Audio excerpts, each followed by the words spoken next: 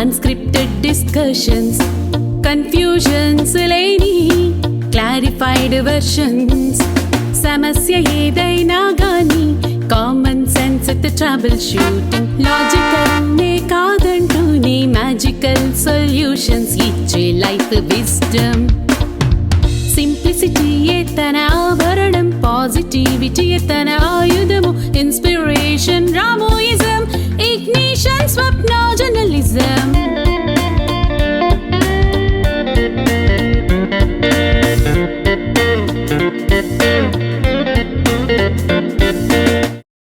వైజయంతి గారు, ఫస్ట్ మిమ్మల్ని ఏం అడగాలంటే, మీ చీర చాలా బాగుంది. ఆ చిలకలు మీరు కుట్టించారా, కొన్నారా, ఏం చేశారు, నాకు తెలియాలి. అది చెప్పండి నాకు ఫస్ట్. చాలా ఇంట్రెస్టింగ్ అది ఉంది. కోడలు చీర కట్టుకొచ్చాను. కోడలు చీర, మీ కోడలు నాకు తెలుసులేండి. చాలా క్యూట్ మీ కోడలు. చాలా బాగా వంట చేస్తుంది. మాకు ఆ రోజు పెట్టిందిగా భోజనం, మేము ఇంకా మర్చిపోలేదు అది. మళ్ళీ మీరు ఎప్పుడు పిలుస్తున్నారు? ఎప్పుడు వస్తే అప్పుడు రాజు. పిలుపులు ఏం లేవు మీకు మాకు మధ్యన. అంటే మేము అలా చెప్పేసి అలా వచ్చేచ్చా భోజనానికి? ఇన్ఫర్మేషన్ ఇస్తే చాలు, వంట చేయాలి కాబట్టి. అంటే ఇప్పుడు ఎలాగో మా ఇంటి నుంచి మీ ఇంటికి రావాలంటే 2-3 గంటలు పడుతుంది కాబట్టి గంట చాలు. మేము గంటలో వచ్చాం, మీరు కూడా గంటలో వస్తారు. మీ కోడలు యాక్టివ్ మాకు తెలుసు కాబట్టి ఇంకా మేము ఈసారి సిగ్గు లేకుండా, మొహమాటం లేకుండా, అది మొహమాటం నేను లేకుండా స్వప్న ముగ్గురు వచ్చేద్దామని డిసైడ్ అయిపోయాం ఆ రోజే. మీరు ఇప్పుడు అవకాశం ఇచ్చారు కాబట్టి శుభ్రంగా రావచ్చు.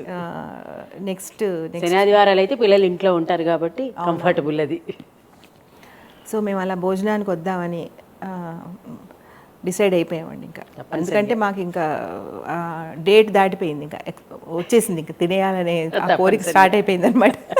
పాత భోజనం అరిగిపోయింది. ఓకే, అయితే వైజయంతి గారు, విజయిజం మీరు పాట కూడా రాశారు కదా నా విజయిజం మీద. పాట చాలా అద్భుతంగా ఉంది. చాలా థ్యాంక్స్. కవిత అనుకోండి, మీరు ఒకసారి మళ్ళీ అది చదవాలని, నాకు వినాలని ఉంది. చూసి చదువుతాను, నోటికి రాలేదు, చూసి చదువుతాను. అంటే మీరు నేను ఇలా పంపగానే, అలా నా విజయిజం అని చెప్పగానే మీరు పాట పంపడం నాకు చాలా ఆనందంగా ఉంది. అంటే రాయడం కూడా అంటే టు బి ఆనెస్ట్, ఎవరు డబ్బా అనుకున్నా పర్లేదు కానీ కాదు. అంటే మీరు ఇప్పుడు ఏ రాము మీద రాయడం వేరు. అంటే అలా కాదు, ఏదైనా సరే నాకు మనసుకి నచ్చితే రాస్తాను కానీ పొగడ్త కోసం లేదంటే అలా రాయలేను, రాదు నాకు అక్షరం. అది ఎవరైనా రచయిత అనే వాళ్ళకి మనసు పెట్టకపోతే రాయలేరండి. ఎందుకంటే రాసిన అందులో మనసు కనిపించదు, ఏదో తేడాగానే ఉంటుంది ఎక్కడో. అవును, ఉరికి చదివి వినిపిస్తాను అంతేను. అలాగేనండి. అంటే మీరు విజయిజం అన్నారు కాబట్టి విజయిజానికి అక్షర పూల బాణం. రాముని సుభద్ర విజయ.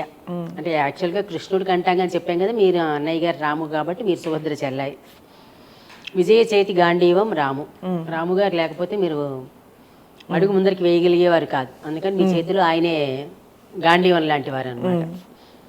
విజయ శిరోముఖటి సూర్యావతి. అమ్మ ఎప్పుడు మనకి తల మీద ఉండాల్సిందే. అమ్మ మొట్టికాయలు వేయడానికైనా సరే, దూడానికైనా సరే. అమ్మ ఏదైనా మంచిగా చెప్తారు కదా, అందుకనండి మొట్టికాయ వేసినా సరే తల దువ్వినా అన్నారు. అందుకే విజయ సారథి విలక్షణ కంటి స్వప్న. మీరు పదే పదే స్వప్న గురించి చెప్తున్నారు కాబట్టి తప్పనిసరిగా మెన్షన్ చేశాను. విజయవాదం, విజయిజం. మీరు వాదం అంటే ఇజం అంటాం కాబట్టి ఇజం. ఇప్పుడు మనకి దేవుడికి ఇజం ట్రాన్స్లేట్ చేస్తే వాదం అవుతుంది. వాదం అతివాదం, మితవాదం అట్లా వాదం అన్నమాట అది. అలాగే దేవుడికి 4 ఉంటాయి, ఇప్పుడు 4 చేతుల్లో 4 ఉంటాయి.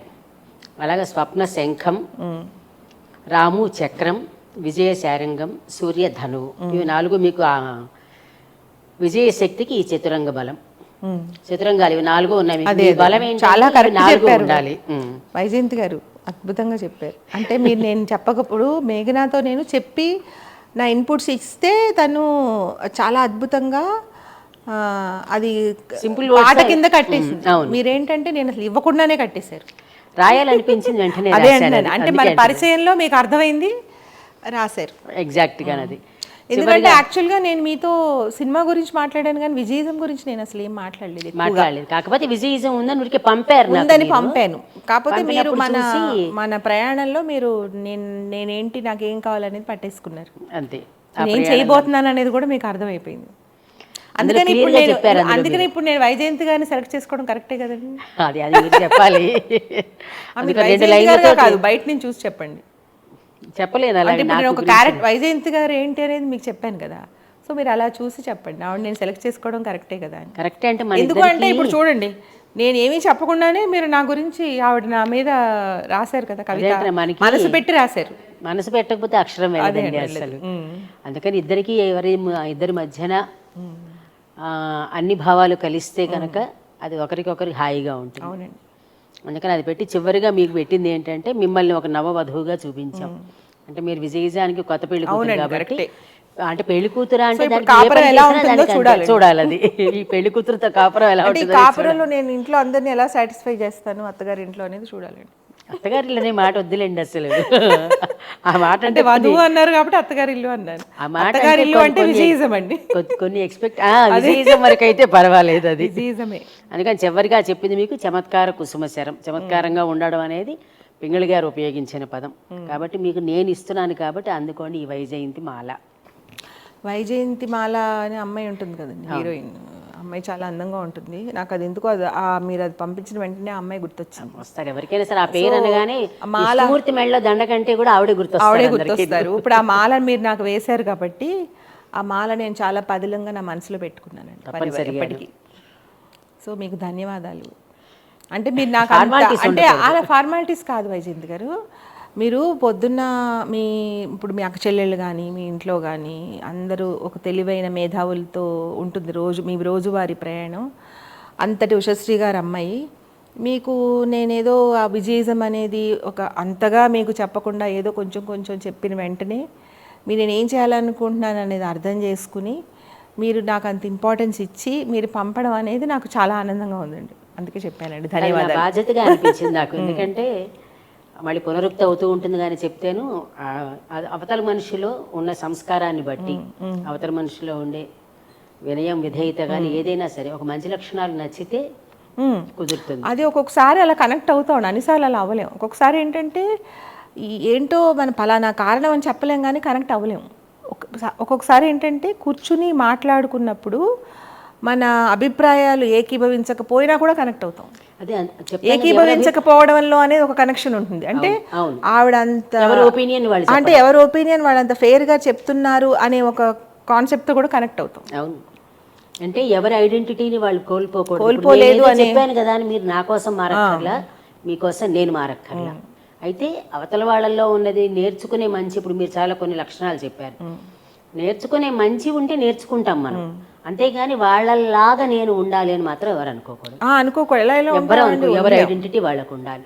అప్పుడు అంటే ఇప్పుడు ఒక పట్టుదల అనేది ఒకటి ఉందనుకోండి వైజయంతి గారు, అంత పట్టుదలగా మనం ఉండలేకపోవచ్చు, కానీ పట్టుదల అనేది నేర్చుకుంటే చాలా అనిపిస్తుంది. అంతే, చాలు చాలు.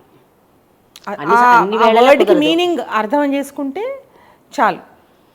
ప్రతిదీ అన్ని వేళలా కుదరదు కాబట్టి ఎక్కడ అవసరం అక్కడ పట్టుదలగా ఉండాలి. పట్టు విడిపో అంటాం కదా, అక్కర్లేని చోట ఒకసారి విడిచేసేయాలి. ఇంకా అవ్వదు అనుకున్నప్పుడు విడిచేసి ఆనందంగా ఉండాలి. ఎందుకంటే మన ప్రయత్నంలో లోపం లేదు కాబట్టి. అయితే ఇక్కడ ఫస్ట్ మీరు అంతకు ముందర చాలా చోట్ల చెప్పినా కూడా మళ్ళీ పునరుక్తి అయినప్పటికీ ఒకరు కొన్ని మంచి మాటలు చెప్తారు, అవి పదే పదే చెప్తూ ఉండాలట. ఫస్ట్ మీరు ఎవరో నాకు తెలియదు. ఇప్పుడు మీకు ఇందులో పెట్టిన వాళ్ళల్లో స్వప్న గారి పేరు కూడా ఫస్ట్ నేను మెన్షన్ చేశాను. మీతో నాకు ఎలా, మీ ఫ్యామిలీతో ఎలా కనెక్ట్ అయ్యాను అనేది ఫస్ట్ నేను చెప్పాలి. చాలామందికి అంటే ఎవరి అభిప్రాయం వాళ్ళది అంటాను కదా నేను, ఉషశ్రీ గారు అమ్మాయి ఏంటి, ఆర్జీవి వాళ్ళ ఇంటికి వెళ్ళడం అనుకోవచ్చు, తప్పలేదు. సరే, ఎవరు అనుకోవడాన్ని వాళ్ళ వ్యక్తిగతానికి వదిలేస్తాం మనం. అయితే ఫస్ట్ నాకు మీ ఫ్యామిలీతో కనెక్ట్ అవ్వడానికి ఫస్ట్ కారణం స్వప్న. రేఖా బుక్ రిలీజ్ అప్పుడు స్వప్నని రాము గారి నెంబర్ ఇస్తారా స్వప్న గారు, మీరు చెప్తే కనుక ఒప్పుకుంటారట అని ఎవరెవరో చెప్తారు కదా, అది అడిగాం మనం. స్వప్న గారు కూడా చాలా రోజులు అలాగే అన్నారు. సరే నెంబర్ ఇస్తానన్నారు. మొత్తానికి అసిస్టెంట్ నెంబర్ ఇచ్చారు నాకు, రాముగారి నెంబర్ ఇవ్వలేదు. అసిస్టెంట్ నెంబర్ తీసుకుని మేము ఫోన్ చేసి ఇట్లా ఇంటర్వ్యూ చేద్దామని అనుకుంటున్నామంటే మేము చెప్తామండి అన్నారు. సరే అయిపోయింది, వదిలేసాం. మేము చెప్పింది రాదు. ఇవ్వరు అనేది మా క్యాలిక్యులేషన్. ఎందుకంటే ఇంటర్నేషనల్ డైరెక్టర్ లెవెల్ వాళ్ళకి మా చిన్న ఛానల్కి ఏమి ఇస్తారు, డెఫినెట్గా ఇవ్వరు. నా గట్టి నమ్మకం అనమాట, ఇది జరగదు అనేది చెప్పేసాం, వదిలేసాం. నేను అప్పటికి సాక్షి పేపర్లో పనిచేస్తున్నాను జర్నలిస్ట్ కానీ. సరే ఆ రోజున ఆఫీస్కి రెడీ అయిపోయి బయలుదేరుతున్నాను. నేను బయలుదేరుతుండగా ఫోన్ వచ్చింది. ఫోన్ చేసి మీరు అప్పటికి ఎంత 12:30కి నేను బయలుదేరుతున్న ఆఫీస్కి 1 గంటకు ఉండాలి, 2:00కల్లా రండి అని ఫోన్ చేశారు. ఉద్యోగంలో ఉన్నా, అక్కడ సెలవు చెప్పుకోవాలి, ఇక్కడ కెమెరా వాళ్ళకి చెప్పాలి, వచ్చేటువంటి ఏది పేపర్ ఇంటర్వ్యూ అయితే నేను పెన్ను పుస్తకం వచ్చేస్తాను.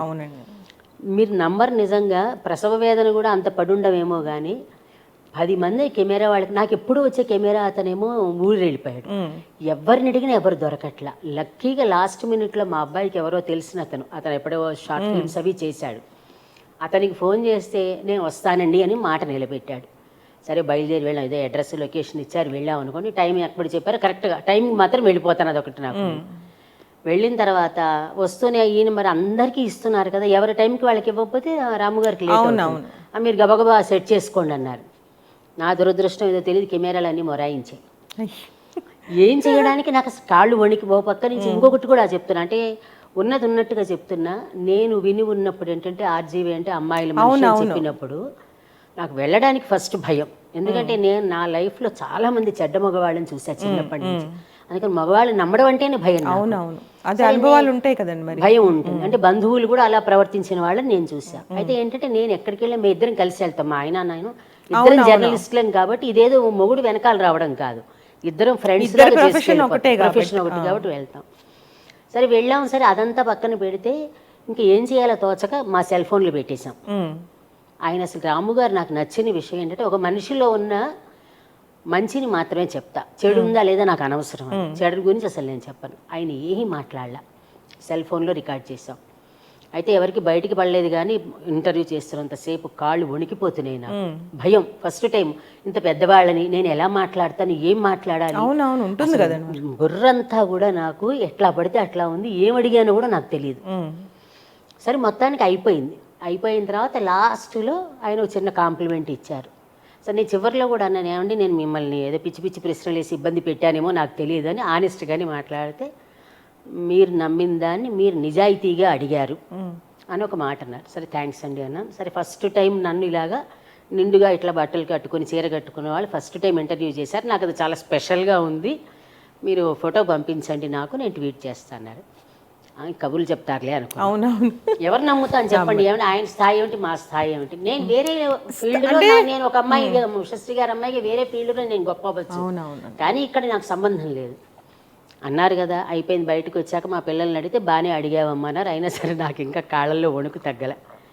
అయితే అక్కడ నేను గమనించింది తర్వాత అసలు అప్పుడు ఏం జరిగింది, ఆయనతో ఏం అడిగాను, ఏం మాట్లాడారు నాకు అసలు ఏం తెలియదు. చెప్తే ఎవరు నమ్మరు కూడా, బ్లాంక్ అనమాట.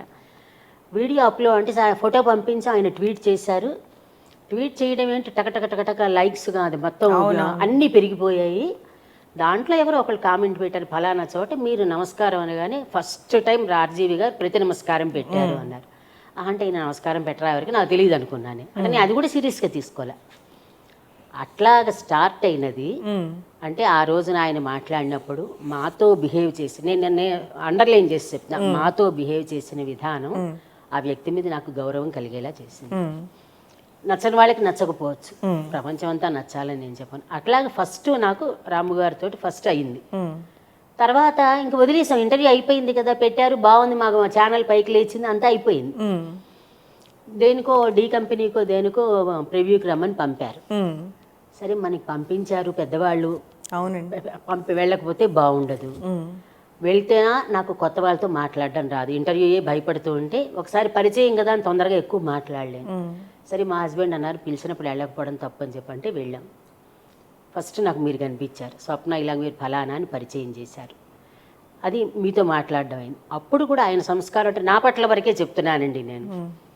ఆయన వచ్చి పక్కకు వచ్చి మీరు ఎందుకు వచ్చారండి, మీకు ఇది నచ్చదు అని అన్నారు. మీకు నచ్చకపోతే వెళ్ళిపోండి, మీకు నచ్చదు, ఇవి ఎంత వైలెన్స్ అంత ఇదిగా ఉంటుంది, అందుకని మీరు ఇబ్బంది పడక్కర్లేదు, వెళ్ళిపోండి అన్నారు. అలాగే లేనండి, నచ్చకపోతే వెళ్ళిపోతానన్నాను. అప్పుడు కూడా నన్ను పలకరించక్కర్లేదు. నేను ఆఫ్టర్ ఆల్ అసలు వాళ్ళు పెద్ద పెద్ద అమితాబ్ లాంటి వాళ్ళని మేనేజ్ చేసిన వాళ్ళకి మేము ఎవరో ఎవరికి తెలియదు. అక్కడెక్కడో ఉన్న మనిషి వచ్చి పలకరించి వెళ్ళిపోయారు. నాకు నచ్చిన సంస్కారం అది. అలాగే మీరు వీళ్ళ ఫ్యామిలీ అంటే రామ్ గోపాల్ వర్మ గారి సిస్టర్ అంటే చాలా ఇదిగా ఉంటారులే అని అనుకుంటే మీరు అసలు ఇంకా మామూలుగా. అది ఇంత స్టోరీ చెప్పకొచ్చాను, మిమ్మల్ని మాట్లాడిన ఒకటే నేను మాట్లాడాను. సో మీ ఫ్యామిలీ తోటి కనెక్ట్ అయిపోయాను. అయితే ఇప్పుడు మీరు చెప్పిన స్టోరీ సేమ్ మాకు అదే స్టోరీ. ఉషశ్రీ గారు అమ్మాయి అంటే అమ్మో, ఆవిడ పిహెచ్డి, ఆవిడ తెలివితేటలు, మనం ఏం మాట్లాడితే ఆవిడకి ఏం అర్థం అవుతుంది, ఆవిడేమన్నా మాట్లాడితే నాకేం అర్థం అవుతుంది, నేను మాట్లాడితే సిల్లీగా ఉంటుందేమో, నేను కూడా సేమ్ ఇలాగే అనుకున్నాను.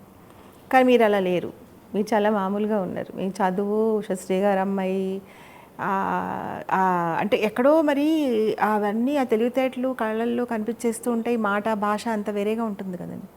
మేము చాలా మామూలు హౌస్ వైఫ్ లాగా చాలా సింపుల్గా ఉన్నారు. అయితే నేను స్వప్నతో అన్నాను, ఆవిడేంటి స్వప్న చాలా సింపుల్గా ఉన్నారు, మామూలుగా మాట్లాడుతున్నారు, ఆఖరికి ఆవిడ లాంగ్వేజ్ కూడా చాలా మామూలుగా ఉంది, అంటే గొప్ప పెద్ద హెవీ తెలుగు అంటే మళ్ళీ అర్థం కాదు కదండి. తర్వాత వాళ్ళకి అంత నాలెడ్జ్ ఉన్న వాళ్ళకి మనతో ఏం టాపిక్ ఉంటుంది మాట్లాడడానికి అనే ఒక సందేహం ఉండేది ఎప్పుడు నాకు. ఇప్పుడు నేను అన్నాను కదా, ఉషశ్రీ గారు నాకు చాలా ఇష్టంగా, నిజంగా డైరెక్ట్గా ఆయన ఎదురుగుండా వచ్చి నిలబడితే అసలు నేను మాట్లాడలేనేమో, అవును అంతే కదా, అంటే ఒక భయం ఉంటుంది కదా. మీతో మాట్లాడినట్టుగా రాము కదా, ఖచ్చితంగా నాకు కూడా భయం ఉంటుంది. ఎంత అన్నయ్య అయినా కూడా అంత నాలెడ్జ్ గౌరవం, అంటే గౌరవం ఎలా ఉంటుందంటే ఏం మాట్లాడతారో మనకి ఏం వచ్చని మాట్లాడతాం అనే ఫీలింగ్ వస్తుంది. తను టైం వేస్ట్ చేస్తున్నామేమో అనే ఫీలింగ్ లోపల, అంటే తను టైం ఇస్తాడు, అమ్మ చెల్లికి టైం ఇవ్వాలి వాళ్ళు కోరుకుంటున్నారని అర్థమయ్యి ఇవ్వడానికి మ్యాక్సిమం ట్రై చేస్తాడు, కానీ నేనే తీసుకోను, నేనే కట్ చేసేసి వచ్చేస్తాను. ఎందుకు మనం అంత వాల్యుబుల్ టైం వేస్ట్ చేయడం అనేది. అది ఎవరి విషయంలోనైనా నాకు ఆలోచన ఉంటుంది. అంత తెలివి చేయకూడదు కదా, వాళ్ళు గొప్ప గొప్ప పనులు చేసే వాళ్ళని మనం మళ్ళాంటి వాళ్ళతో ఎందుకు ఏం మాట్లాడతారు, వాళ్ళ టైం తీసుకోకూడదు అనే ఫీలింగ్ చాలా ఉంటుంది వైజయంతి గారు. సో మిమ్మల్ని నేను ఒక విషయం ఏమడుగుదాం అనుకున్నానంటే, మాకు చిన్నప్పటి నుంచి అంటే ఇది ఒక మొత్తం నేను ఇంతవరకు మీరు చెప్పే వరకు నాకు తెలియంది ఏంటంటే, కాశీ వెళ్ళినప్పుడు చాలామంది ఇష్టమైన ఫలం వదిలేస్తారు కదా, ఒక కూరగాయ ఒకటి పండు ఒకటి వదిలేస్తారు. చాలామంది మాకు ఇష్టమైన కాకరకాయ వదిలేసాం, బంగాళదుంప వదిలేసాం అని చెప్తూ ఉంటారు. సో నేను అది అవును, అలా నేను చాలామంది దగ్గర విన్నాను. మొట్టమొదటిసారి నాకు మీరు చెప్పారు ఏమని, ఫలం అంటే ఆ ఫలం కాదు పాప ఫలం అని. తర్వాత నాకు అది ఎంత సిల్లీగా అనిపించిందంటే విషయం తెలిసాక, అయ్య బాబోయ్ ఇంతమంది మేధావుల్ని కలిశాను, మాట్లాడాను, మా తాతగారు మా అమ్మమ్మగారు మా అమ్మగారు ఎవ్వరికీ తెలియదు ఆ విషయం. అదొక పిచ్చి భ్రమలో పడేసి ఉంచారు, మీరు చెప్పే వరకు తెలియదు ఈ విషయం నాకు. అదేలేండి. అప్పుడు నేను మా అమ్మకి చెప్పాను, అమ్మ ఫలం అంటే అది కాదంట, ఫలం అంటే పాప ఫలితం వదిలేయడం అని. దానికి కథలు అల్లేసుకుని పండు వదిలేసి కాయ వదిలేసి పిచ్చోళ్ళలాగా ఇష్టమైన వదిలేసుకుని వచ్చేస్తారు అనవసరంగా. నాకు జాంకాయ అంటే చాలా ఇష్టం అండి, కానీ కాశీలో వదిలేశాను అని దుఃఖపడుతూ ఉంటారు జీవితం తెలియకపోతున్నా. నేనేమో అంటే అలాంటివన్నీ ఏంటో నాకు సిల్లీగా అనిపిస్తాయి వైజయంతి గారు. మీరు చెప్పండి, ఉపవాసం కానీ లేకపోతే ఇలా ఏదన్నా వదిలేయడం కానీ దాని ఫలితం ఉంటుందా అండి, ఉపవాస ఫలితం ఉంటుందా వైజయంతి? అంటే ఒకటండి, నేను రెండు రకాలుగా చెప్తాను. ఒకటి సైంటిఫిక్గా ఒకటి అనుకుందాం, ఒకటి భక్తి కూడా అనుకుందాం. అంటే ఎవరికి నచ్చేది వాళ్ళది. అంటే సమీపంలో, వాసం అంటే కూర్చోవడం, అంటే దేవుడికి సమీపంలో కూర్చోవడం అని అర్థం. ఇక్కడ దేవుడికి సమీపంలో అంటే చాలామందికి అంటే నా మాట రాడికల్గా అనిపించవచ్చు, కానీ దేవుడి దగ్గర కూర్చొని భజన చేస్తూ ఉండమని ఎవ్వరు చెప్పరు అసలు. ఎప్పుడు మనకి శరీరంలో శక్తి లేనప్పుడు, కథలు లేనప్పుడు అక్కడ కూర్చుంటాం. శరీరంలో శక్తి ఉన్నంతసేపు మనం పనిచేస్తూ ఉంటాం. అందుకని మనకి చెప్పింది పనే పరమాత్మ, వర్క్ వర్షిప్ అన్నారు. పని చేస్తూ ఉండడంలో కూడా దేవుణ్ణి చూడమన్నారు. కరెక్ట్. అది ఎవరికి నచ్చట్లేదు. ఇంకా కొంతమందికి అంటే చెప్పేవాళ్ళకి చాలామంది కోపం వస్తుందేమో, కానీ నువ్వు కూర్చుంటే తూర్పు దిక్కు తిరిగి కూర్చో, పడమటి దిక్కుని కూర్చో, లేదా అక్కడ దీపం పెట్టి ఇన్ని ఒత్తులేయి, అక్కడ ఇది ఆ బొట్టు పెట్టుకో. ఇవన్నీ చెప్పడం వల్ల ఏమవుతుందంటే పాటించడం చాలా తేలిక. మామూలుగా చెప్తాను నేను, చిన్న మాట మనకి ఎలా చెప్పాల్సి వస్తుందంటే, అమ్మా నాన్నల్ని దైవంగా భావించు. ఈ మాట ఎవరికి నచ్చదు. ఎందుకంటే అమ్మకు గౌరవం ఇవ్వడం అన్నా నాన్నకు గౌరవం ఇవ్వడం అన్నా చాలా కష్టమైన రోజులు ఇవి. అదే నువ్వు గుడికెళ్ళి ప్రదక్షిణాలు చేసిరా, సింపుల్ అనమాట, వెళ్ళిపోయి వచ్చేస్తారు.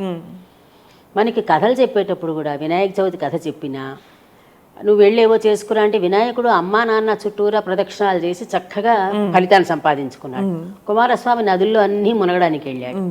అన్ని కథలు మనకి ఎగ్జాంపుల్స్తో చెప్తున్నారు. మనకి ఫస్ట్ మన వేదాలు చెప్పింది కూడా దేవుడి దగ్గర కూర్చోమని కూడా చెప్పలే. మాతృదేవోభవ పితృదేవోభవ, అమ్మని నాన్నని దేవుడిగా చూడమన్నారు. అవి రెండో వదిలేసాంగా మనం. వాళ్ళల్లో దేవుణ్ణి చూసుకో, ప్రత్యక్ష దైవం.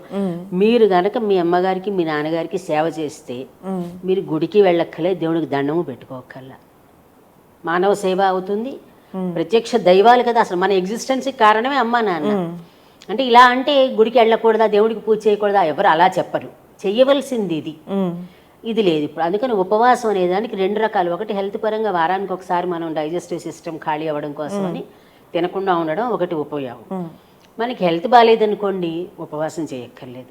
అది అందరూ చెప్పేది. నేను కొత్తగా, నేను పెద్ద ప్రవచనకారులు కాదు కాబట్టి నాకు తెలియదు. కానీ చేయవలసిందల్లా చేసే పని మీద మనం కాన్సన్ట్రేట్ చేయడం, మనస్ఫూర్తిగా చేయాలి పని. అక్కడ దేవుడి దగ్గర కూర్చొని ఇంట్లో ఉన్న వాళ్ళ 4 తిట్లు తిడుతూ అయ్యో ఉపయోగం లేదు. నేను చూసిన 100కి 100 మంది కూడా పొద్దున్నే ఎవరింటికన్నా వెళ్తే ఏముంటుందంటే అక్కడ యజమాని ఇంట్లో భార్యని పిల్లల్ని తిట్టేస్తూ ఉంటాడు. ఎందుకు అక్కడ శుభ్రం చేయలేదు, నేను అక్కడ పువ్వులు పెట్టలేదు. లేకపోతే యజమాని అయితే భార్యని, అదే యజమానురాలు అయితే ఇంట్లో పనమ్మాయిని, నువ్వు ఇక్కడ తొడవలేదు, కడగలేదు, చేయలేదు, అదే ఉంటుంది ఎవరింటికి వెళ్ళినా. అసలు ఒక మనిషిని బాధ పెట్టి నువ్వు అది చేయకపోతే ఏంటి అనిపిస్తుంది. అది మనిషిని బాధ పెట్టకపోవడమే, మనిషిని బాధ పెట్టకపోవడమే. నువ్వు ఈ పూజ చేస్తే ఏమొస్తుంది దాంట్లోంచి? అసలు దేవుడు ఎలా క్షమిస్తాడు నేను ఫస్ట్ నువ్వు అలా వాళ్ళని విసిగించేసి తిట్టేస్తే? అందుకనే అందరు ప్రతి వాళ్ళు నేను ఇన్ని పూజలు చేసినా నాకు ఫలితం రాలేదంటే ఎలా వస్తుంది? మనకి ఒక పదం ఉంది దీంట్లో చెప్పేటప్పుడు, త్రికరణ శుద్ధి అని ఒక పదం ఉంది. అసలు అది చాలా నేర్చుకోవాల్సిన పది. ఏ పని చేసినా మనో వాక్కాయ కర్మలు అంటాం. మనస్సుతోటి చెయ్యాలి, మాటతోటి చెయ్యాలి, చేతల్లోనూ చెయ్యాలి. పూజ చేయడం అంటే ఇట్లా పువ్వులు పడేస్తుంటాం, ఇట్లా ఫోన్ చూసుకుంటాం, కరెక్ట్, అది ఉపయోగం లేదు. నోటితోటి మంత్రాలు చదివేస్తూ ఉంటాం, వేస్తూ ఉంటాం. మరి వినాయక చవితికి సినిమా పాటలు పెట్టేస్తారు, డీజేలు పెట్టుకుని గెంతుతూ ఉంటారు. ఏం చెప్తారు, డీజేని పెట్టుకుని గెంతులేస్తారు, తాగేస్తారు. కానీ అంటే అది ఒక యాంగిల్ అదే ఉంటుంది. నిజంగానే భక్తి పారవస్యం కూడా ఉంటుంది, అది ఉంటుంది, ఇది ఉంటుందండి, లేకపోవడం కాదు. కానీ వాళ్ళకి కరెక్ట్గా వాళ్ళకి అసలు మనం ఏం చేస్తున్నాం అనేది మాత్రం వాళ్ళకి తెలీదు. ఇప్పుడు మీరు చెప్పారు చూడండి, ఉపవాసం అంటే ఏంటో నాకు అసలు తెలియదు, మీరు ఇప్పుడు చెప్పేవారు. దేవుడి దగ్గర కూర్చోవడం అనేది చెప్తాం మనం. కూర్చోమంటే అదే చెప్తున్నాం కదా, అంత ముక్కు మూసుకుని తపస్సు చేస్తూ కూర్చోవడం అనేది తపస్సు. వాళ్ళు చేసే పని, ఎవరు చెయ్యాల్సిన పని వాళ్ళు చెయ్యాలి. మీరు ఇందాకే చెప్పారు మీ అన్నయ్య గారి ఎగ్జాంపుల్, పనిలో దేవుణ్ణి చూసుకుంటారని. దేవుడు అంటే పదం ఏదైనా అవ్వచ్చు, పనిలోనే మనం ఎంగేజ్ అయిపోయి ఉంటే కనుక అంతకు మించిన వివేకానంద స్వామి నేరుగా చెప్పాడు. ఆయన చెప్పింది ఒక ఇంగ్లీష్ లైన్ చెప్తారు, eat meat and play football అంటారు. అంటే శుభ్రంగా తిను, హాయిగా ఆడు అంటారు. అంటే అర్థం ఏంటి, అక్కడ ఫుల్ ఎనర్జెటిక్గా ఉండమని చెప్తున్నాడు. అది లేదు ఇప్పుడు ఎవరికి. ఇవి నచ్చుతున్నాయి. అంటే బాగా ఒకటి ఎక్కువ ఏమైపోయిందంటే ఇంకా పూజలు, వ్రతాలు, హోమాలు, తర్వాత ఆ పేరు చెప్పి ఖర్చులు. అంటే ఇప్పుడు 2 రకాలుగా చెప్పుకోవచ్చు వైజయంతి గారు. అది ఖర్చు పెట్టడం అంటే ఎవరికి పెడుతున్నాం, ఎవరో బ్రాహ్మణులకి ఇస్తున్నాం, వాళ్ళ కుటుంబానికి అది ఉపయోగపడుతుంది, అది నిజం, అది నేను ఒప్పుకుంటాను, కాదన్ను. కానీ అది బాధ పెట్టే విధంగా ఏది ఉండకూడదండి. అప్పు చేసి చేయకూడదండి, అప్పు చేసి చేయకూడదు. అందుకని మన దగ్గర డబ్బులు ఉన్నాయనుకోండి, పోనీ బ్రాహ్మణులకి ఇస్తే మంచిదే, వాళ్ళు కూడా బతుకుతారు, భోజనం చేస్తారు. అది చెప్పండి, అలా అనిపిస్తుంది నాకు మామూలుగా. అంటే అది నా పర్సనల్ అభిప్రాయం. ఎవరినో మనం పూజ చేసుకునే, వ్రతాలు చేసేవాళ్ళనో హోమాలు చేసేవాళ్ళకు పేరు పెట్టాలని కాదు, జనరల్గా అలా అనిపిస్తుంది. ఇప్పుడు ఇంట్లో పెద్దవాడు ఉన్నారనుకోండి, బాబు ఇలా చేద్దామమ్మా అంటే కొడుకు ఏమనుకుంటాడు, అయ్యో ఆ డబ్బులు ఏ ఫీజు కట్టడానికి ఉంటాయి కదా, ఇప్పుడు వ్రతం హోమం చేస్తే ఏమొస్తుంది అనిపించవచ్చు.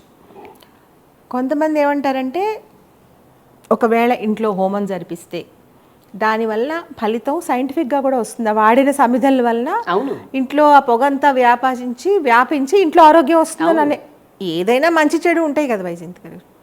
ఏది చేసినా మనకి చెయ్యగలవా లేదా, మన శక్తికి మించి చేస్తున్నామా, రెండోది మనస్ఫూర్తిగా చేస్తున్నావా లేదా. ఏ పనైనా సరే, తల్లిని ప్రేమించడమైనా మనస్ఫూర్తిగా చేయాలి, పిల్లల్ని ఎందులో అయినా సరే ఏ పనైనా మనస్సు పూర్తిగా నిండడం, మనస్ఫూర్తిగా చేయాలి మనం. అలా చేయడం లేదు ఇప్పుడు, అన్ని నటనలే పూర్తిగా కాదు, భయంతో చేస్తారండి. అదేంటున్నా, ఎవరో చెప్తారు, అయ్యో మీరు ఏంటండి అది చేయలేదా, అది చేసేయడం మంచిది కదండి, ఒకసారి చేసుకోండి అంటారు. అంటే వీళ్ళకి భయం వస్తుంది, అవును నేను చేయలేదు కదా, ఇప్పుడు ఏమొస్తుందో అనర్థం, చేసేద్దాం అనే భయం స్టార్ట్ అవుతుంది లోపల. అలా కాకుండా నిజంగానే చాలా భక్తి మార్గం, భగవంతుడి ముందు కూర్చుంటే నాకు చాలా మనశ్శాంతి వస్తుంది అనుకుంటే చేయడమే కరెక్ట్ అండి, తప్పేం లేదు. అందుకే దేవాలయానికి కూడా ఎందుకు వెళ్ళమంటారంటే ఆ ఉన్న యాంబియన్స్ వల్ల మనకు కాసేపు మనసుకు ప్రశాంతంగా ఉంటుంది. అంతే, కరెక్ట్. అందుకే గుళ్ళకి వెళ్ళడం తప్పు, పూజలు చేయడం తప్పు, ఇది ఎవరు అనరు. మనం దానితో పాటుగా మన బాధ్యతలు, మన కర్తవ్యాలు కూడా మనం నిర్వహించుకోవాలి తప్పనిసరిగా. ఇంత రామాయణం చదువుతాం, ఎంతసేపు మాట్లాడే ప్రతి వాళ్ళు కూడా రాముడు సీతను అనుమానించాడు, అగ్నిలో దూకమన్నాడు, ఇదే మాట్లాడతారు తప్పించి అసలు రాముడు ఏమిటనేది చదివితే తెలుస్తుంది మనకి. కృష్ణుడైనా, భారతంలో పాండవులైనా ఎక్కడి కథలు తీసుకున్నా మనం కథను జాగ్రత్తగా చదువుకుంటూ వెళ్ళాలి, ఎవరో చెప్పింది వినేయకూడదు. అసలే రాసింది మనం చదవాలి. ఒరిజినల్ చదివితే కనుక ఇప్పుడు మీరు దానాలు ఇవ్వడం అదే అన్నారు చూసారా, మీరు యజ్ఞాలు చేయడం అనేది. భారతంలో ధర్మరాజు రాజసూయ యాగం చేసేటప్పుడు మొత్తం అందరినీ పిలుస్తారు వాళ్ళు. అంటే ఎవరు యజ్ఞం చేసినా అందరూ రావాలి కదా. అవునండి. వచ్చిన వాళ్ళందరినీ మనం ఖాళీగా పంపించకూడదు. ఇప్పుడు సందర్భం వచ్చింది కాబట్టి చెప్తున్నా. మనం జనరల్గా ఏం చేస్తాం, ఇంటికి ఎవరైనా వచ్చిన లేకపోతే పెళ్ళికైనా పెట్టుడు బట్టలని స్పెషల్గా కొంటాం. అవునండి. ఎందుకు పనికిరాని బట్టలు, ఎంత నాకు నవ్వు వస్తుందంటే. అలాగే దేవుడు బట్టలు అంటారు. పాప మనకేమో దేవుడు అన్నీ ఇచ్చేయాలి. అసలు నిజంగా నోటికి దేవుడికి కనుక నోరు ఉంటే ఆ బట్టలు తీసి మన మొహాన్ని కూడా అలాంటివి పెడతాం మనం. అసలు ఇంత ఖర్చు చేస్తారు ఏంటి పెళ్ళి అనేసరికల్లా, వాటికి వీటికి లక్షలు ఖర్చు పెడతారు. కళ్యాణ మండపం అంటారు, అంటే వాళ్ళ గొప్పతనం అంతా చూపించుకుంటారు. కానీ పెట్టడానికి వచ్చేసరికల్లా స్పెషల్గా షాపులకి వెళ్ళి పెట్టుడు చీరలు బాబు అని అడుగుతాం మనం, అయితే పెట్టుడు బట్టలని అడుగుతాం. అవునండి. మనకి రాజసూయ యాగం చేసినప్పుడు ధర్మరాజు ఇది చూస్తే అంటే మనం కథలోంచి ఏది నేర్చుకోవాలో చెప్తున్నా. అది కూడా ఒక శుభకార్యం చేస్తున్నాడు. మొత్తం సంపద అంతా అందరికీ వచ్చిన వాళ్ళందరికీ పంచుతాడు. సంపదలు అన్నీ మొత్తం వచ్చిన వాళ్ళందరికీ మణులు మాణిక్యాలు రత్నాలు అన్నీ ఇచ్చాడు. మనం మణులు మాణిక్యాలు రత్నాలు అక్కర్లా, ఇంటికి వచ్చిన వాళ్ళకి కట్టుకోవడానికి ఉపయోగపడే బట్టలు పెడితే చాలు, మగవ్వనివ్వండి ఆడవ్వనివ్వండి. కానీ ఇది మనం ఏం చేస్తాం, తీసుకెళ్ళి ఇది ఎవరో పెట్టారు, ఇది ఇంకొకరికి పెట్టేద్దాం, తిప్పుతూ ఉంటాం. ఒకప్పుడు బ్లౌజ్ బిట్ ఉండేది, చీరలు పెడుతున్నారు. 4 మీటర్లు ఉండదు, 5 మీటర్లు ఉండదు ఆ చీర. అందుకని పంచడం అనేది అందరికీ మనం పంచేటప్పుడు వాళ్ళు జీవితకాలం మనని తలుచుకునేలా ఉండాలి, కానీ మనని తిట్టుకునేలా ఉండకూడదు. నిజంగా ఇచ్చిన తర్వాత వాళ్ళు తిట్టుకుంటే గనక మీరు ఇంత చేసిన పూజా ఫలం ఏమి రాదు. దానికన్నా చేతిలో ఒక పండు పెట్టి పంపడం బెస్ట్. అసలు అది పెట్టాలంటే ఒక అరటి పండు పెట్టచ్చు, హాయిగా. అది కనీసం పండైనా తింటారు, సంతోషపడతారు. పండు ఇచ్చారు తినేసాం అనుకుంటారు, అయిపోతుంది. పసుపు కుంకాలు పంచుతారు ఆ ప్యాకెట్లలోంచి. ఏమంటే దేవుడి ప్రసాదం అంటే నాలుగుకి రాసుకునేది అంటారు. అలాగా ఇట్లా తీసేవాళ్ళు ఒకసారి ప్యాకెట్ షో. ఇవన్నీ స్పెషల్ అన్నమాట. పెట్టుడు అనేది స్పెషల్గా, అంటే కట్టుకోవడానికి వాడడానికి పనికిరానివి అని. అంటే వైజయంత్ గారు, మీరు ధర్మ సందేహాలు అని మీరు పెడుతున్నారు కదా ఛానల్లో, అవన్నీ నాకు చాలా నచ్చుతాయి. ఎందుకంటే ఉషశ్రీ గారు చెప్పినవే మీరు చెప్తున్నారు. కానీ ఇంకొంచెం ఇప్పుడు రామయిజంలో స్వప్న చెప్తే ఇంకొంచెం వివరంగా ఎలా అర్థమవుతుందో, అలాగే ఇప్పుడు మీరు చెప్తే ఇంకొంచెం వివరంగా అర్థం అవుతుంది. అది అంటే చెప్పడం అవి అప్పట్లో 80s ఆ టైంలో నాన్నగారు స్వాతి మ్యాగజైన్కి, ఆంధ్రజ్యోతి మ్యాగజైన్కి రాసేవారు, వీక్లీకి. అది బుక్ కింద వచ్చింది. వాటిని ఇప్పుడు ఏం చేస్తామంటే, అప్పట్లో ఏమైందంటే మా నాన్నగారు చేసినప్పుడు అన్ని లైవ్ చేశారు, ఒక్క రికార్డు లేదు. స్టూడియోకి వెళ్ళి లైవ్ చేసేవారు, వచ్చేసేవారు. అయితే అవి రిటర్న్గా మాత్రం ఉన్నాయి. అందుకని వాటిని ఇప్పుడు మళ్ళీ నాన్న పేరు మీద ఉషశ్రీ అఫీషియల్ అని ఒక ఛానల్ పెట్టి మళ్ళీ అవి చదివి వినిపిస్తున్నాం. ఎందుకంటే చాలా అలాంటి సందేహాలు ఉంటాయండి, చాలానండి, బాగా ఉంటాయి. ఇప్పుడు నాకేంటంటే, నాకు సగమే తెలుసు ఏదైనా. ఇప్పుడు నేను అడిగే ప్రతి క్వశ్చన్లో ఏంటంటే ఫస్ట్ కొంచెం నాకు తెలిసి, మిగతా తెలియదు. అందుకే మిమ్మల్ని అడుగుతూ ఉంటాను ఇప్పుడు. అందుకని నేనేమనుకుంటున్నానంటే వైజయంత్ గారు, మనం ఇలా కొంచెం ఎపిసోడ్స్ చేస్తే బాగుంటుంది. సందేహాలన్నీ అంటే జనరల్గా కొన్ని ఉంటాయి. ఇప్పుడు ఉపవాసం, ఇందాక నేను అడిగాను చూడండి, కాశీ వెళ్ళి ఫలం వదిలేయడం, అలాంటివి చాలామంది వాటిల్లో కొట్టుమిట్టాడుతూ ఉంటారు. ఉపవాసానికి నిజానికి నాకు ఉపవాసానికి అర్థం తెలియదు మీరు చెప్పే వరకు. కానీ నేను చెప్తాను, ఏ దేవుడు ఉపవాసం చేయమని చెప్పలేదమ్మా. ఎవరు చెప్పరు, మన హెల్త్ కోసం మనం చేసుకోవడం ఏదైనా సరే. దేవుని మనం వెళ్ళి కొబ్బరికాయ కట్టకపోతే ఆయనకే నష్టం, ఆయనని ఒక నీళ్ళ చుక్క ముట్టుకుంటాడో చెప్పండి. ఇప్పుడు ఏమవుతుందంటే, ఉపవాసం చేస్తారు, చేశాక ఆ రోజు రాత్రి కాళ్ళ నొప్పిలో తలనొప్పు, ఖచ్చితంగా ఇంట్లో వాళ్ళు పక్కన ఉన్న వాళ్ళు బలవుతారు. అవును, తలనొప్పి వచ్చిందో కాళ్ళ నొప్పి వాళ్ళని తిట్టడము. నీకు దేవుడి దగ్గర కూర్చుని, మీరు అన్నారు కదా, ఎదురుగుండా కూర్చుని దీపం పెడుతూ తిడతారు. అవును, దీపం పెట్టుతూ ఇది వినలేక చెవులు మూసుకుంటాడు పాపం. నిజంగాను నిన్నేదో కథ, అవును, నిన్నేదో కథ చదివాను. పనమ్మాయిని తిడతారు, ఏమని, పాలు డబ్బాలో పోసుంచు, నేను గుడికి వెళ్తున్నాను, భగవంతుడికి పాలాభిషేకం చేయాలని చెప్తుంది. కానీ అదేమో పెట్టదు. దాన్ని తిట్టేసి మళ్ళీ పాలు పోసుకుని గుడికి వెళ్తుంది. వెళ్తే పాలు పోస్తుంటే దేవుడు అంటారు, అదేంటమ్మా ఇప్పుడే కదా నన్ను తిట్టావు, మళ్ళీ ఇప్పుడు పాలు పోస్తున్నావు ఏంటి? నేను ఇప్పుడు తిట్టాను స్వామి అంటే, ఇప్పుడే నా తిట్టావు కదా, అది నన్నే అంటే మరి. ఎందుకంటే చిన్న పిల్ల, దాన్ని తిడితే అదంతా మరి నాకే వస్తుంది కదమ్మా, నేను పసిపిల్లల్లో దేవుడు ఉంటాడని వెళ్ళలేదా అని అడుగుతాడు. సో అలాంటి విషయాల మీద మనకి చాలామందికి క్లారిటీ ఉండదు. ఇప్పుడు మనం అలాంటి ఆర్గ్యుమెంట్ ఏమన్నా పెట్టామంటే వీళ్ళకి అసలు దైవభక్తి లేదు అని అదే అంటున్నా అంటే బాధపడతారు, ఇంట్లో పెద్దలు బాధపడతారు, ఇదేంటి ఇలా తయారైంది ఏంటని. దైవభక్తి అనే దానికి ఒక మనం కరెక్ట్గా ఆలోచించి చూస్తే అంటే ఒకటండి, ఇంట్లో బ్రాటప్ కూడా ఎట్లా ఉంటుందో అనే దాని మీద కూడా అందరిది ఉంటుంది. కొందరు ఏమవుతుందంటే ఇలాగే నేర్చుకుంటే అలాగే ఉండాలనుకుంటారు. ఎవరికైనా సరే మనం లోతుల్లోకి వెళ్ళాలి. శంకరాచార్యుడు చెప్పిందైనా, వివేకానందుడైనా, కృష్ణుడు భగవద్గీతలో చెప్పిందైనా మనం కాదు కదా, ప్రామాణికం వాళ్ళే.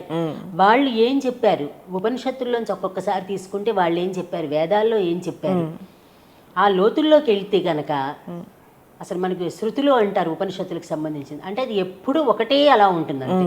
ఈ మధ్యన సనాతన ధర్మం అని కొత్తగా బాగా వాడేస్తున్నారు. ఎప్పుడు అది ఫర్ ఎవర్ ఏదైతే ఉంటుందో అదే సనాతన ధర్మం అంటే. దానికి మళ్ళీ ఓ హిందువులని, బ్రాహ్మణులని, కులాలు, మతాలు అంటగట్టి చంపేస్తున్నారు. ఎప్పుడు మనకు నిజం చెప్పు అంటాం, అది ఎప్పుడు ఉండవలసిందే కదా. అవునండి. సత్యం వద ధర్మం చెర అనే 2 వాక్యాలు అందరికీ తెలుసు మనకి. నిజం చెప్పండి అనేది ఈ రోజుకు ఒక రకంగా మారదు కదా. ఇవాళ నిజం చెప్పు, రేపు నిజం చెప్పు, ఎల్లుండి నిజం చెప్పు. అలాంటి వాటిని తీసేసి మనం ఏవేవో ఊహించుకుని ఎవరి అంటే చాలా మంది కోపం రావచ్చు కానీ ఎవరి మనుగడ కోసం వాళ్ళకి ఇష్టం వచ్చినట్టు మార్చి మన్ని భయపెట్టేసి మీరు అది పెట్టారా, అది చేయకపోతే ఇలా అయిపోతుంది అంటే ఇంకా అది నమ్ముతున్నారు అందరూ. నమ్మచ్చా అంటే అవసరాన్ని మించి ఎక్కడ ఆశ్చర్యం వేస్తుందంటే నమ్మచ్చు. ఇప్పుడు మా లాంటి చదువుకున్న వాళ్ళకి మాకు తెలియదు కానీ చదువుకున్న వాళ్ళు పెద్ద పెద్ద ఐఏఎస్ ఆఫీసర్లు, సైంటిస్టులు వాళ్ళు కూడా ఎలా నమ్ముతారు? చదువుతో సంబంధం లేదండి, ఎలా నమ్ముతారండి వాళ్ళు? రీజనింగ్ తోటి మనం ఆలోచించుకుంటే అంటే చాలా బ్రాడ్గా ఉంటుంది సబ్జెక్ట్, అది వేరు. ఏది చేస్తే ఏమిటి అనేది మన ధర్మంలో చెప్పినవే చెప్తున్నాం కానీ మనం కొత్తగా ఏది చెప్పాలి. కనీసం భగవద్గీత చదివితే కులాల గొడవలు రావు. ఇప్పుడు ప్రతి వాళ్ళు వచ్చి సోదరాలు ఇక్కడ పుట్టాట అలా చెప్పాడు ఇలా చెప్పాడు అంటూ మాట్లాడే వాళ్ళందరూ కూడా ఒక్కసారి డీప్గా చదివిన తర్వాత చదవరండి. చదవకుండా ఏదో ఒక ముక్క ఎవడో చెప్తాడు. ఇప్పుడు ఏమైంది, మనకి పాటలు రాసేవాళ్ళు కూడా ఆ సీత లక్ష్మణ రేఖ దాటి వెళ్ళిపోయింది అంటారు. లక్ష్మణ రేఖ లేదు అని మొత్తుకుని ఎంతమంది చెప్పినా అది నచ్చదు, ఎందుకంటే సినిమాయే నమ్ముతారు. ఆ రాముడేమి నువ్వు అగ్నిలోకి దూకోను పొరపాటును కూడా అనలేదు. ఆవిడంతటా ఆవిడ నేను వెళ్ళిపోతాను, అది నచ్చదు ఎవరికి చెప్తా, తప్పు చెప్తున్నా రాముడు ఇలాగే అంటాడు. అంటే రాముడు అలా చేస్తే మనకి నచ్చుతుంది, అందుకని కోసం అది కథకు సూట్ అవుతుంది. ప్రతి వాళ్ళకి ఏంటంటే మనకి నచ్చినట్టుగా వాళ్ళని ఊహించుకుంటాము. అవునండి. ఒక్కసారి తీసి చదివితే చాలు, ఏమక్కర్లే. రామాయణం అసలు సింపుల్గా అర్థమవుతుంది, ఏమాత్రం హార్డ్గా ఉండదు. వాళ్ళందరూ కూడా మనకు కష్టపడేలాగా రాయలేదు భాష. కాకపోయినా తెలుగులోకి వచ్చాయి కదా పూర్తిగా పద్యాలు, శ్లోకాలు కూడా అక్కర్లా. చదివితే రాముడు ఎంత బాగా మాట్లాడాడు, సీతాదేవిని ఎంత బాగా చూసుకున్నాడు కనిపిస్తుంది అక్కడ అంతా. అవి మనం చదవకుండా ఎవడో చెప్పి అంటే తర్వాత వచ్చిన రామాయణంలో ఎవరికి తోచినట్టు వాళ్ళు మార్చుకున్నారు. సరే కాలానుగుణంగా మార్చుకొని మాట అయినా అంతే కదా వైజయంతి గారు, మారిపోతుంది కదా. అలా అలా కాలక్రమేణా ఇప్పుడు ఈ ఫలం మారిపోయినట్టే అంతే. అదే ఎగ్జాంపుల్, పెద్ద ఎగ్జాంపుల్ అది. ఒకటి రాజుగారి నోట్లో తాడి చెట్టు మొలిచిందని ఒక సామెత ఉంది. ఒకసారి పాపం రాజుగారు ఏంటంటే రోజు మంచి బంగారం టంకిలినడితే 4 గీసుకునేవాడు. ఆ రోజు దొరక్క ఇంకా తాటి బద్ద తీసుకున్నట్టు. తాటాకులు ఉంటాయి చిన్న ఊళ్ళల్లోను. ఎవడో చూశాడు, రాజుగారు తాటాకుతోటి 4 గీసుకుంటున్నాడు అన్నాడు. వీడేంటి రాజుగారు ఇంత చిన్న బద్దతో ఏంటి పెద్ద ఆకుతో తీసుకున్నాడని చెప్తే బాగుంటుంది అనుకుని రాజుగారు ఇంత పెద్ద తాటాకుతోటి 4 గీసుకున్నాడని చెప్పాడు. అది విన్నవాడు ఏం చేశాడు, చిన్న ఇదేమిటి రాజుగారి స్థాయి ఏమిటి, ఇదేమిటి తాడి చెట్టుతో అని చెప్పి బాగుంటుందని రాజుగారు తాడి చెట్టుతో 4 గీసుకున్నాడు. అలాగే జరుగుతాయండి, ఏదైనా ఎలా మారిపోతుందో చూడండి, ఎక్కడి నుంచి అక్కడికి వెళ్ళిపోయి మారిపోతుంది. తర్వాత ఊరు మారిపోతుంది, తర్వాత తాటి చెట్టు కూడా మారిపోయి మరి చెట్టు అని వచ్చి చెప్పలేం. అది నెక్స్ట్, ఎందుకంటే వాడికి తాటి చెట్టు అని గుర్తుండదు, అప్పుడు ఏదో ఒక చెట్టు పేరు చెప్పేస్తాడు. ఎవరికి తోచింది వాళ్ళు ఊహించుకోవడంతో. అందుకని మనం ఎవరు చెప్పినా వాళ్ళు చెప్పనివ్వండి, తప్పు లేదు. చెప్పే వాళ్ళని తప్పు పట్టద్దు, వినేవాళ్ళది తప్పు. అవునండి. అంటే అందరూ లాజిక్ ఆలోచించాలి కదండి. ఇప్పుడు మన విజ్ఞత మనం మామూలుగా పొద్దున్నే లేచి స్నానం చేసి దేవుడి దగ్గర దీపం పెట్టి అగరబత్తులు వెలిగిస్తే ఇల్లంతా బాగుంటుంది కదా, మనకి మనసుకు ప్రశాంతంగా. స్నానం చేసి వంట చేయడం అనేది మంచిదే కదండి, సైంటిఫిక్ గా కూడా మంచిదే, అన్ని రకాలుగా మంచి. మనకే తేడా తెలుస్తుంది, స్నానం చేసి వండుతున్నప్పుడు వచ్చే ఆ ఫీలింగ్ అంతా వేరేగా ఉంటుంది. మీకు గుర్తుందా, పూర్వం రోజుల్లో వండేవాళ్ళు కూడా పద్యాలు చదువుతూ వంట చేసేవారు, లేకపోతే కనుక దేవుడి పాటలు పాడుతూ, అంటే మంచి మనసుతోటి. ఇప్పుడు వంట మొదలెట్టిన దగ్గర నుంచి ఇప్పుడు యూట్యూబ్ పెట్టుకుని యూట్యూబ్ లో కూడా ఏంటి విలన్ల సీరియల్స్ ఉంటాయి చూసారు, ఆడవిలన్ల సీరియల్స్ అవి చూస్తూ చేస్తారు. ఇంకా వంటలోకి అదే ప్రవేశిస్తుంది. అది తిన్నాక మనం కూడా అలాగే తయారవుతాం. అన్నీ ఆధారపడి మన ప్రాణి కడుపులో పడింది మొదలు మన చుట్టూరా జరిగే వాటి మీద బేస్ అయ్యే పెరుగుతాం మనం. లోపల పడిన దగ్గర నుంచి అభిమన్యుడి కథ విన్నాం మనం, లేకపోతే ప్రహ్లాదుడి కథ విన్నాం, కడుపులో నుంచే అంటే ఆ కథ ఉందా లేదా మనకు అనవసరం. కానీ అంటే కథ ఎందుకు పెట్టారంటే ఎవరికైనా కష్టాలు తప్పవు, దాన్ని ఎలా అధిగమించాలి, ఎలా నేర్చుకోవాలనే దానికి కథలన్నీ పుట్టినాయండి. అంతే, ఎగ్జాంపుల్స్ కింద ఇచ్చారు. ఎగ్జాంపుల్స్ కింద ఇచ్చారు. ఇప్పుడు ప్రహ్లాదుడు అందులో కడుపులో ఉన్నప్పటి నుంచి దేవుడి పేరు అలా వింటూ వచ్చాడు కాబట్టి పుట్టాక కూడా నామస్మరణ చేశాడు. హిరణ్యకశిపుడు వాళ్ళు వినలేదు కాబట్టి వాళ్ళు రాక్షసులుగా ఉండిపోయారు. ఇన్ని కూడా ఎగ్జాంపుల్స్గా తీసుకోవాలి తప్పించి ఆ పాత్రలు ఉన్నాయా, వాళ్ళు అలా ఎలా అయ్యాడు అనవసరం అసలు అవన్నీ మనకి. మీరు అందుకని మీరు అడుగుతుంటే నేను ఎక్కువ చెప్పమని నేను అడుగుతున్నానండి. అలాంటి సందేహాలు చాలా ఉంటాయి. మీరు అన్నట్టు అందరూ సగమే వింటారు, సగం వినరు. వాళ్ళు ఏదో ఒకటి అనుకుంటారు, అప్పుడు వాళ్ళకి ఎంతవరకు నచ్చుతుందో అంతవరకే విని మిగతాది వినరు. నచ్చింది అన్నారు చూసారు, అంతే నచ్చినంత వరకే వింటారు, తర్వాత వినరండి. అది కరెక్ట్. సో అందుకనే మీరు అంటే జనరల్గా వచ్చే సందేహాలు, ఉపవాసం ఒకటి, కర్మఫలం ఒకటి, అలాంటి కొన్ని సందేహాలు మీరు చెప్తే బాగుంటుంది. మన ఇద్దరు హాయిగా మాట్లాడుకోవడం మనకి మీకు నాకు ప్రచారం మన ఎవరు పాటించలేదు. అవి మనం చూస్తేనండి వివేకానందుడైనా శంకరాచార్యుడైనా అందరూ కూడా ఒక భగవద్గీత పట్టుకుని దేశం మొత్తం తిరిగి వచ్చారు. ఎక్కడ వివేకానందుడు విదేశాలకు వెళ్ళి అందరూ అలా ముగ్ధులైపోయేలాగా ఎలా మాట్లాడాడు, భగవద్గీత పట్టుకుని. ఎందుకంటే భగవద్గీతలో మతం ఉండదు, కులం ఉండదు, మనిషి ఎలా ఉండాలి అంటే అది ఆల్ రిలీజియన్స్కి రిలేట్ అవుతుంది. దాన్ని తీసుకుని మనం భగవద్గీత అంటే దారుణం ఎలా అయిపోయిందంటే శ్మశానాల్లో పెట్టుకునే దానిలో అయిపోయింది. అవునవును, రోజు చదవలసిన పుస్తకం వివేకానందుడి చరిత్ర. అంటే ఎవరు అలా అల్మార్లో పెట్టుకుంటారు కానీ చదవరండి. చూడ్డానికి బాగుంటుంది, చూడడానికి ఇంట్లో మా ఇంట్లో భగవద్గీత రామాయణం ఇంటికి వచ్చిన వాళ్ళు కూడా బాగుంటుంది కదా, చూడడానికి బాగుంటుంది అది. అందుకని అవి దాని లోపలికి వెళ్ళి ఆయన ఏం చెప్పాడు మనకు అర్థం కాదు, అర్థమైన వాళ్ళు చెప్పినవి ఉంటాయి. ఇప్పుడు అరవిందరావు గారు లాంటి వాళ్ళు IPS ఉన్నారు కదా రిటైర్డ్, ఆయన భగవద్గీత మీద చాలా బాగా చెప్తున్నారు. అవునండి, అలాంటి వాళ్ళు బోల్డ్ మంది. అంటే వాళ్ళు ఒక్కోసారి ఏమవుతుందండి వైజయంతి గారు, నరేషన్లో ఉంటుందండి, చెప్పే విధానం మనకి నచ్చితేనే వింటారండి, అది ఒప్పుకుంటారు. అది ఇప్పుడు మీరు చెప్తే ఒకలా ఉంటుంది, ఇంకెవరో చెప్తే ఒకలా. ఇప్పుడు మీరు చెప్పినవి, మీ కథలు, మీ రాసిన ఆర్టికల్స్ కానీ మీరు చెప్పేవన్నీ కొత్తవేం కాదండి, అందరికీ తెలిసినవే. కానీ మరి అక్కడ నాకు ఎప్పుడు వినబుద్ధేసేది కాదు, మీరు చెప్పాక వినబుద్ధేస్తుంది. అదే కదా, అదే కథ అయినా నేను మళ్ళీ ఏమవుతుందా చివరికని ఆత్రంగా చదువుతాను. అంటే నరేషన్లో ఉన్నదే కదండి ఉంటుంది. అది కాకపోయినా కూడా మనం ఏదైనా సరే కొంచెం ఒకటి ఏంటంటే అది చెప్పే వాళ్ళు కూడా నమ్మాలి.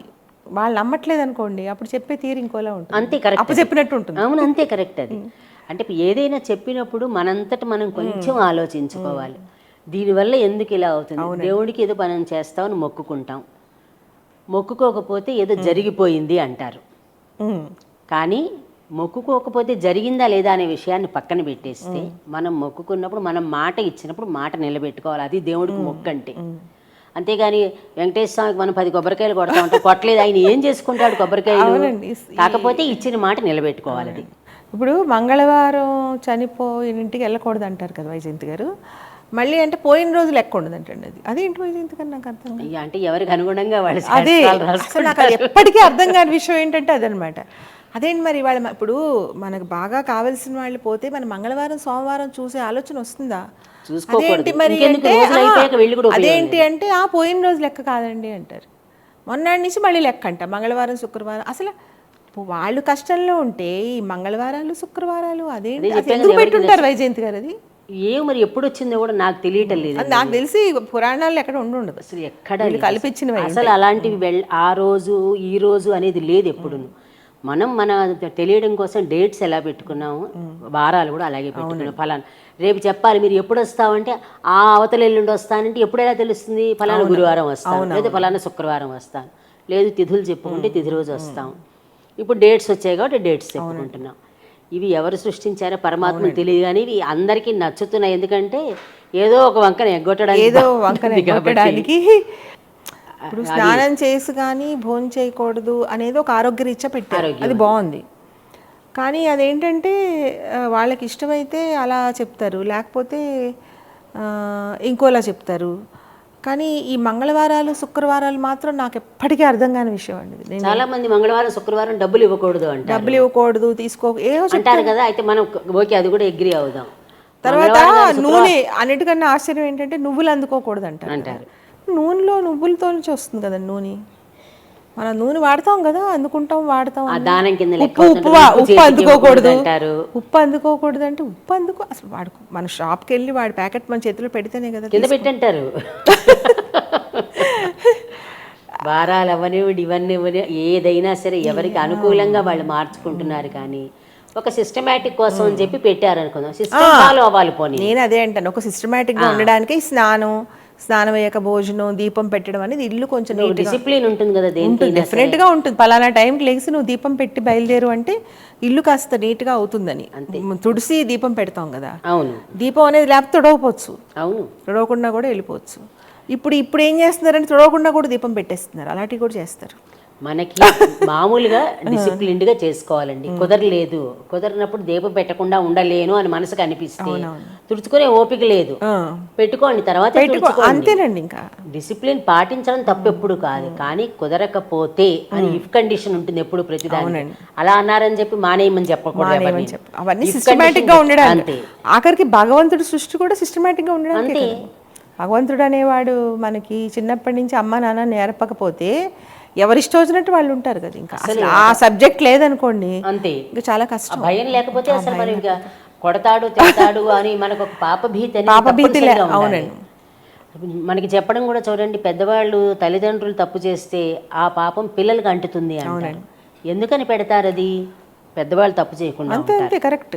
వాళ్ళు చేయకపోతే ఆటోమేటిక్ గా పిల్లలు కూడా చేయరు. అది ఆ డిసిప్లిన్ కోసం పెట్టినవి ఇవన్నీ. అవునండి. వైజయంతి గారు, మీకు విజయిజం నేను స్టార్ట్ చేస్తాను అన్నప్పుడు కానీ ఇప్పుడు కానీ మనం ఆల్రెడీ మాట్లాడుకున్నాం కాబట్టి మీకేమనిపిస్తుంది చెప్పండి నాకు. మీ మనసులో దీని మీద అభిప్రాయం నేను ఎప్పుడైనా చెప్తాను, మన మనసుకి నచ్చిన పని చేసుకోవడం చాలా ఇంపార్టెంట్.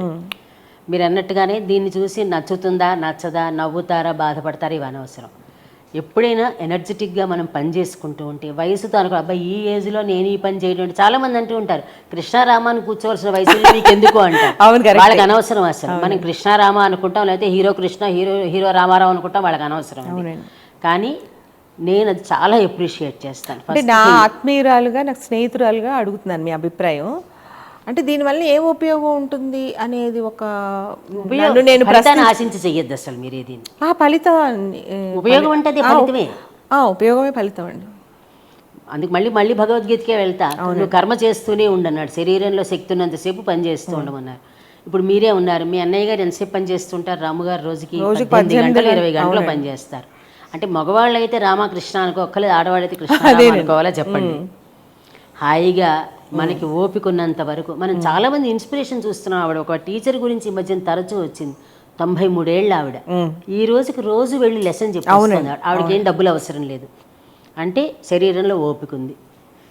ఎవరు చెప్పినా కూడా ఓపిక ఉన్నంత సేపు పని చేస్తూనే కరెక్ట్. అట్లా వచ్చాక కూడా డిగ్రీ ఎగ్జామ్స్ రాసిన వాళ్ళు ఉన్నారు. మరి ఇప్పుడు మనం చూస్తాం సింగీతం శ్రీనివాసరావు గారు 92, 93 అసలు నవ్వుతూ ఎంత హుషారుగా మాట్లాడారు, అసలు ఎంత చాలా ముచ్చటేస్తుంది. ఇంకా ఏదో నేర్చుకోవాలని తపనలో ఉంటారు. ఇంకాను అది మనకి ఇప్పుడు మొన్నటి దాకా ఉన్న విశ్వనాథ్ గారు 92 ఏళ్ళు వచ్చే వరకు కూడా ఎంత యాక్టివ్ గా ఉన్నారు. ఏదో చేయాలనే తపనలో, ఇంకా నేనేం చేయలేదు, ఇంకా చాలా చేయాలనుకుంటా. అట్లా అనుకుంటేనే చేయగలుగుతా ఉండి మీరైనా నేనైనా కూడా. అందుకని అది నేను చాలా చాలా అప్రిషియేట్ చేస్తున్నాను. అసలు అది అంటే హ్యాపీ అప్రిషియేట్ చేయడం అంటే పొగడ్డం అని కాదు, పొగడ్డం క్వశ్చన్ కాదండి. అసలు దానికి ఏమన్నా ఒక అర్థం, ఇప్పుడు ఏదైనా ఒకటి చేస్తున్నామంటే దానికి ఒక క్లారిటీ ఉండాలి కదా వైజయంతి గారు. అందుకని అక్కర్లే, మొదలు పెట్టినప్పుడు ఎప్పుడు క్లారిటీ ఉండదండి. కానీ పిల్లల్ని పెంచేటప్పుడు కరెక్ట్గా చెప్పాలంటే ఫస్ట్ పసిపిల్లలప్పుడు మనం ఎలా పెంచుతున్నాం అని తెలియదు, కళ్ళు మూసుకుని పెంచుతూ ఉంటాం పిల్లల్ని. వాళ్ళకి 15-20 ఏళ్ళు వచ్చాక అవును అప్పుడు ఎలా పెంచాము అని అనుకుంటాం అప్పుడు మనం. ఇది కూడా అంతే. మీరు ఓకే వైజయంతి గారు, అక్కర్లేదు, ఏం అక్కర్లేదు. థ్యాంక్ యూ అండి. మీరు హాయిగా ఇది కంటిన్యూ అవ్వాలి. మిమ్మల్ని అడుగుతూ ఉంటాను, ప్రశ్నలు వేసి మిమ్మల్ని సమాధానాలు కావాలి. నాకు చాలా ప్రశ్నలకి చాలా సమాధానాలు కావాలి. మీకు ఎప్పుడు టైం ఉంటే అప్పుడు ప్లీజ్ కంటిన్యూ చేద్దాం. ఓకేనండి, థ్యాంక్ యూ అండి.